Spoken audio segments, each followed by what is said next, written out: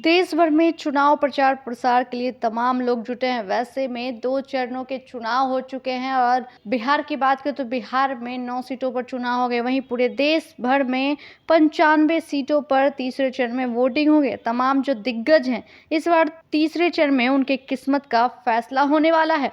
अमित शाह हो या दिग्विजय सिंह या डिम्पल यादव, तीसरे चरण में इन दिग्गजों की किस्मत का होगा फैसला। 95 सीटों पर वोटिंग होनी है। 7 मई को देश भर में 95 लोकसभा सीट पर वोटिंग होनी है, जिसमें गांधीनगर, मैनपुरी, बहरामपुर, बारामती और राजगढ़ सीट भी शामिल है। इन सीटों पर अमित शाह, डिम्पल यादव, दिग्विजय सिंह, तमाम जो लोग हैं दिग्गज नेताओं का किस्मत का फैसला होगा। देश भर में लोकसभा चुनाव को लेकर सियासी पारा चढ़ा हुआ है। 2 चरण में 190 सीट पर वोटिंग हो चुकी है। अब तीसरे चरण में 7 मई को 12 राज्यों में और केंद्र शासित प्रदेशों की 95 सीटों पर वोटिंग होनी है। तीसरे चरण में 95 सीटों पर कुल 2963 नामांकन दाखिल किए गए, जिनमें चुनाव अधिकारियों ने 1563 आवेदनों को वैध बताया है।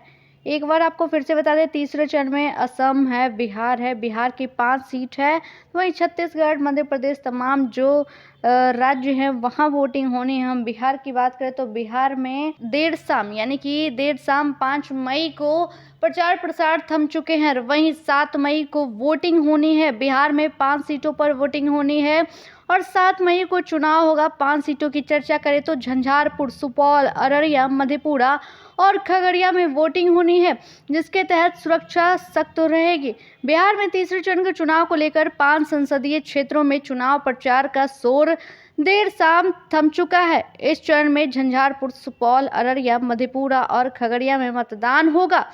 मतदान 7 मई को है। मतदान समाप्ति के 48 घंटे पूर्व चुनाव का प्रचार है वो समाप्त हो चुका है। इस चरण में 54 उम्मीदवारों का भाग्य का फैसला होगा।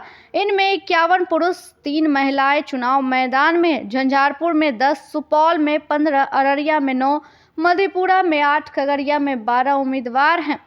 इस चरण में राज्य में 98,60,397 मतदाता अपने मताधिकारों का प्रयोग करेंगे। इनमें 51,29,473 पुरुष है तो 47,30,602 महिला मतदाता हैं।